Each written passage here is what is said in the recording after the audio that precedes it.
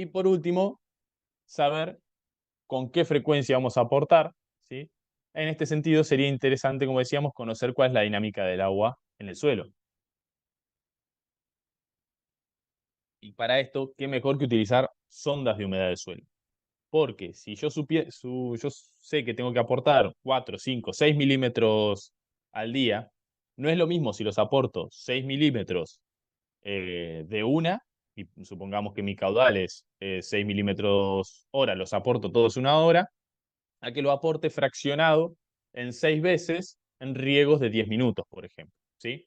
Entonces, aquí lo que vemos es una gráfica estándar de una sonda de humedad de suelo, ¿sí? Con 9 medidas, 90 centímetros, una drill and drop de 90 centímetros, y lo que se ha establecido aquí son zonas donde trabajaríamos o no trabajaríamos, ¿ok? Es decir, como saben, la humedad en el suelo se maneja, bueno, luego lo explico en un cuadro, pero tenemos básicamente dos puntos bien marcados en base a a qué tan retenida está el agua en el suelo, que es la capacidad de campo, que es cuando tengo el perfil del suelo completamente todos los espacios ocupados por agua sin que drene, ¿sí? Es decir, todos los espacios ocupables por agua sin drenaje, esa es la capacidad de campo. Por encima de eso, si yo aplico más agua, el agua empieza a drenar. Y luego está el punto donde la planta ya hay un cierto contenido de humedad en el suelo, pero está tan retenida las partículas del suelo que la planta no puede absorberlo. Es como si no hubiese agua. Y ese es el punto de marchites permanente. Entonces, aquí los tenemos representados, básicamente. La capacidad de campo es donde pasa del punto verde al punto azul y el punto de marchites permanente es el punto rojo. Nunca quisiéramos llegar acá, ni tampoco acá, porque ya la planta acá está sufriendo un estrés. Acá directamente la planta no puede ya absorber el agua y como decimos es un punto de marchites permanente. Aquí la planta está sufriendo un estrés hídrico desde estados anteriores de humedad. Entonces, saber cómo se comporta ese agua, porque si yo aporto el agua en un riego, pero empiezo a ver que en profundidad de 70, 80, 90 centímetros, como vemos acá, se ven picos, es decir, la humedad está llegando hasta ahí, quizás mi planta, ¿sí? Si estoy trabajando con cultivos de desarrollo radicular hasta 60, 70 centímetros, no llega hasta ahí. Entonces es agua que estoy desperdiciando constantemente y que mi planta nunca va a aprovechar. Entonces quizás sería mejor hacer riegos más fraccionados para dar tiempo a que mi planta absorba una parte del agua y libere un poco de este porcentaje para volver a rellenarlo con agua, ¿sí? Aquí lo que vemos es, y esto también es a nivel estándar, bien, los puntos de capacidad de campo en porcentaje de humedad volumétrica, es decir, los valores que tenemos en el eje Y, ¿sí? Y los puntos de marchites permanentes. Entonces tendríamos que trabajar entre este punto y este punto un poco por encima, y en el medio de ese rango sería lo ideal de mantener la humedad para que la planta no sufra estrés. Y vemos que a medida que aumentamos, ¿sí?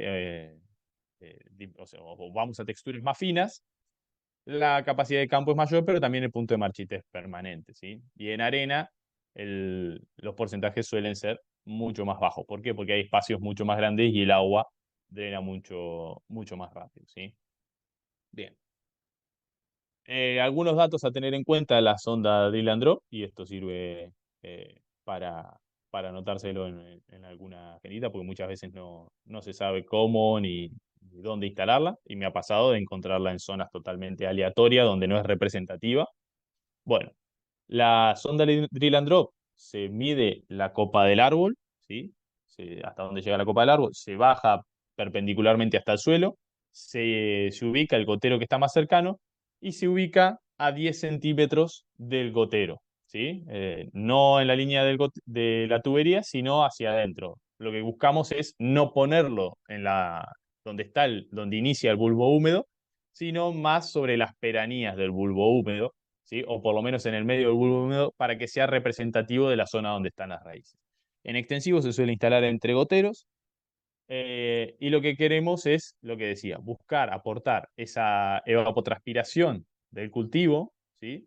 Diaria, sin que se nos vaya en profundidades. Y luego, obviamente, ir ajustando los valores en base a lo que vayamos viendo también del comportamiento de la planta.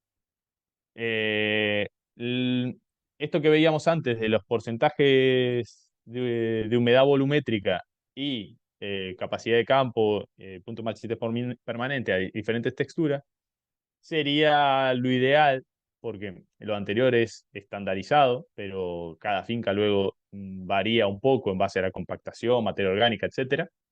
Se podría llegar a ubicar o se podría llegar a optimizar utilizando tensiómetros, ¿sí? Es decir, ver a qué porcentaje de retención, a qué tensión está sometida la humedad en los distintos contenidos, el agua en los distintos contenidos de humedad en el suelo de mi finca, para así poder detectar bien cuál es la capacidad de campo y cuál es el punto de machete permanente en cualquier caso. Bien.